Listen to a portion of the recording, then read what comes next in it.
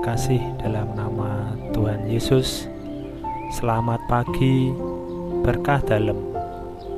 Marilah kita awali renungan pada kesempatan kali ini dengan menggunakan tanda kemenangan Kristus.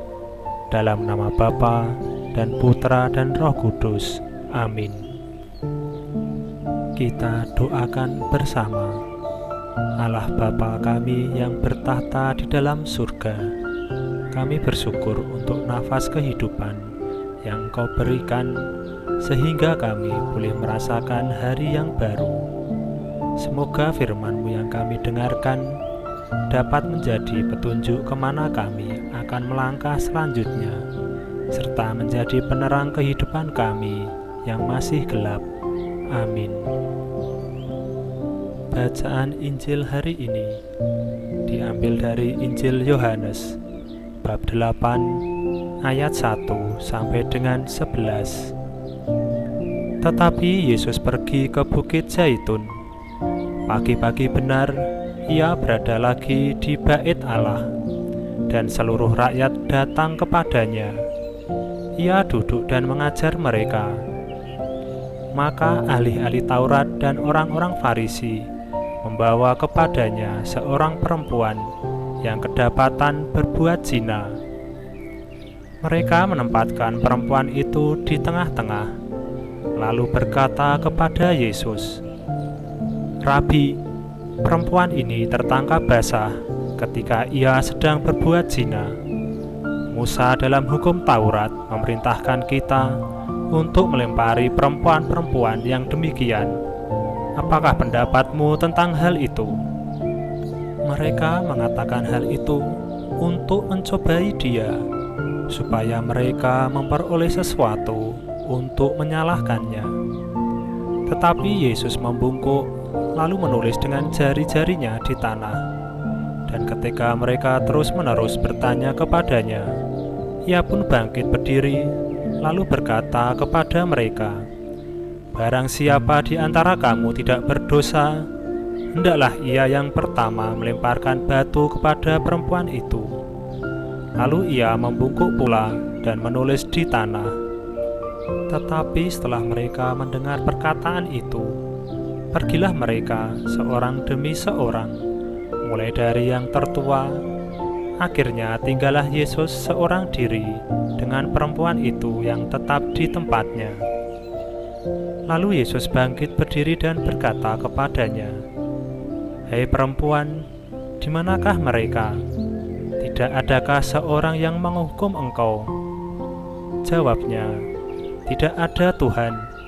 Lalu kata Yesus, "Aku pun tidak menghukum engkau. Pergilah dan jangan berbuat dosa lagi mulai dari sekarang." Demikianlah sabda Tuhan. Terpujilah Kristus. Anak-anak yang terkasih, apabila seseorang mencuri dan tertangkap, apa yang akan terjadi padanya? Tentu saja ia akan menerima hukuman. Untuk suatu kesalahan atau permasalahan, seringkali pemberian hukuman dianggap sebagai satu-satunya jalan keluar. Hukuman dianggap memberikan efek jera, supaya si pelaku tidak mengulangi perbuatannya. Benarkah hukuman membuat si pelaku jera? Benarkah hukuman menyelesaikan masalah yang ada?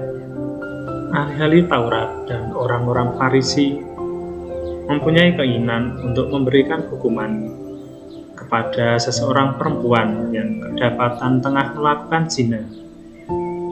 Mereka hendak melemparinya dengan batu. Namun cara ini tidak menyelesaikan masalah secara tuntas. Tuhan Yesus sebaliknya justru mengatakan bahwa barang siapa yang tidak berdosa, ia boleh melempari perempuan tersebut.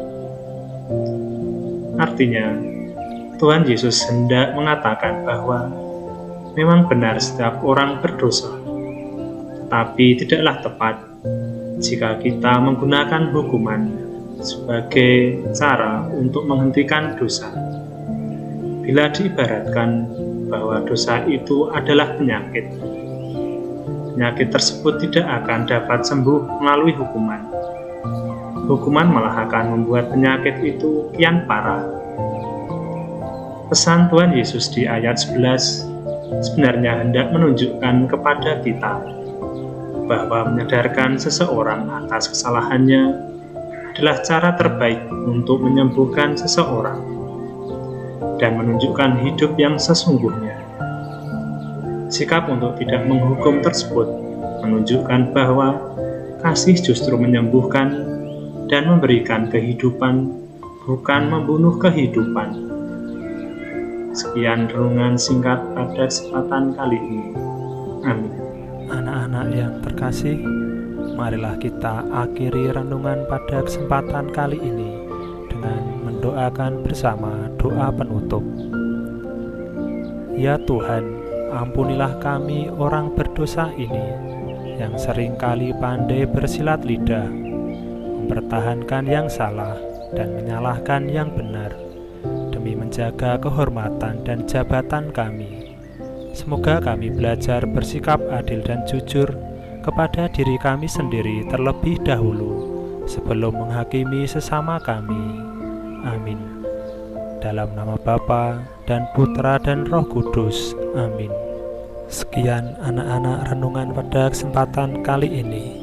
Berkah dalam.